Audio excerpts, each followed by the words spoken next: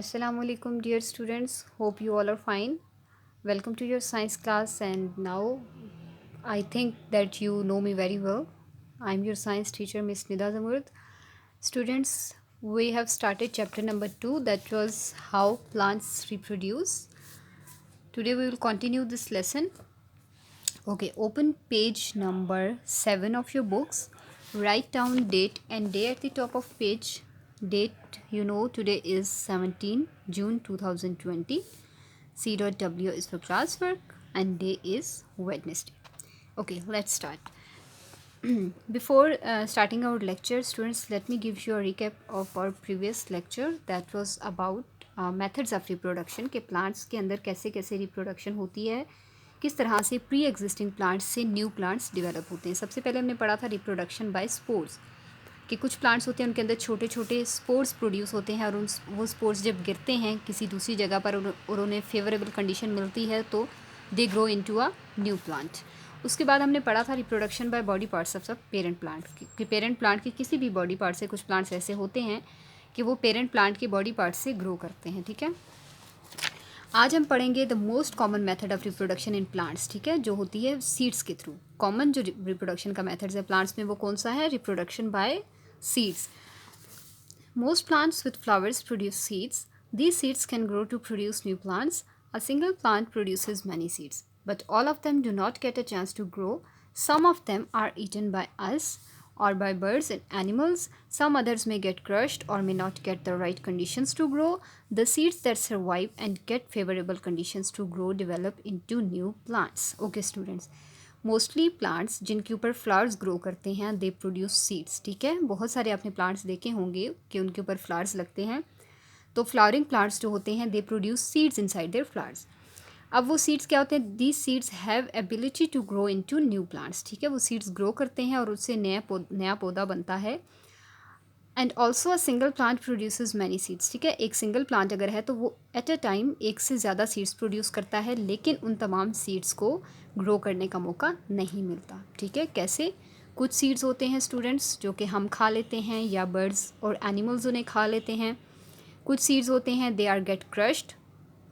ठीक है, वो क्रश हो जाता है किसी भी एक्सीडेंट के थ्रू, किसी भी तरह से एनिमल्स उनको डिस्ट्रॉय कर देते हैं या कोई भी रीज़न हो सकती है।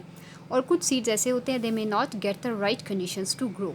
स्टूडेंट्स, ऐसा नहीं होता कि हर सीड जो है वो ऑल द टाइम ग्रो कर ले। सीड्स को ग्रो करने के लिए प्रॉपर कंडीशंस चाहिए होती हैं, प्रॉपर लाइट चाहिए होती है, proper water content, proper soil, proper oxygen supply, ये सारी चीज़ें सीड्स को चाहिए होती हैं और वो फिर इस तरह से ग्रो करते हैं न्यू प्लांट्स में। तो हो सकता है कि हर सीड को ये कंडीशंस ना मिले, उसको राइट टाइप ऑफ सॉइल ना मिले। ठीक है, उसको प्रॉपर अमाउंट में वाटर ना मिले, ऑक्सीजन ना मिले, या कोई भी ऐसी जो उसकी ज़रूरत की चीज़ है, कोई ऐसा न्यूट्रिएंट या कोई ऐसी कंडीशन जो कि उसके ग्रो करने के लिए नेसेसरी है, हो सकता है वो उसको ना मिले।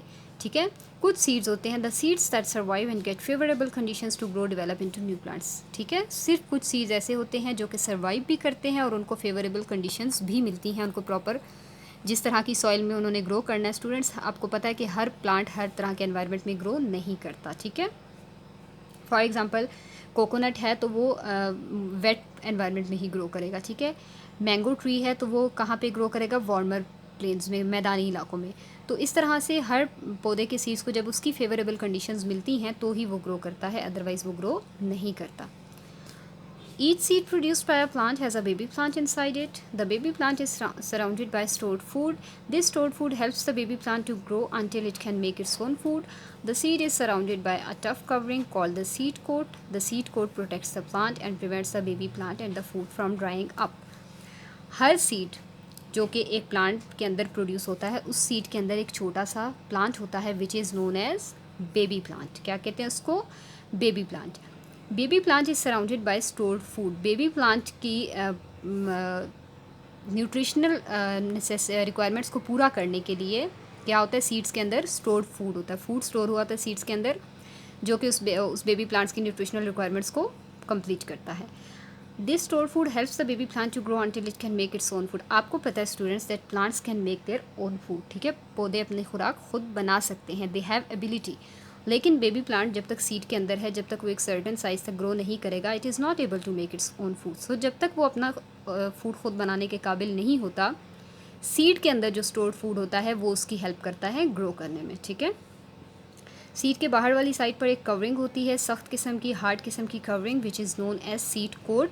सीड कोट का पर्पज़ क्या है? बेसिकली वो सीड की प्रोटेक्शन करती है, वो प्लांट, जो baby plant inside the seed मौजूद है उसकी हिफाजत करती है और उसको ड्राई होने से बचाती है, ठीक है। हार्श एनवायरमेंटल कंडीशन से उसको बचाती है। हार्श एनवायरमेंटल कंडीशंस का मतलब ये है कि टेम्परेचर अगर किसी जगह पर सपोज बहुत ज़्यादा है, ड्राइनेस बहुत ज़्यादा है, मॉइस्चर कंटेंट नहीं है हवा में, तो बेबी प्लांट क्या हो जाए, वो मुरझा ना जाए या सीड ड्राई ना हो जाए। सीड जब ड्राई हो जाएगा तो उसका वाटर कंटेंट लूज़ हो जाएगा और वो नए प्लांट ग्रो करने के काबिल नहीं रहेगा। तो उन सब चीज़ों से कौन इसको प्रोटेक्ट करता है? Seed coat. So that was about reproduction by seeds. Seed germination हम इंशाल्लाह नेक्स्ट लेक्चर में पढ़ेंगे।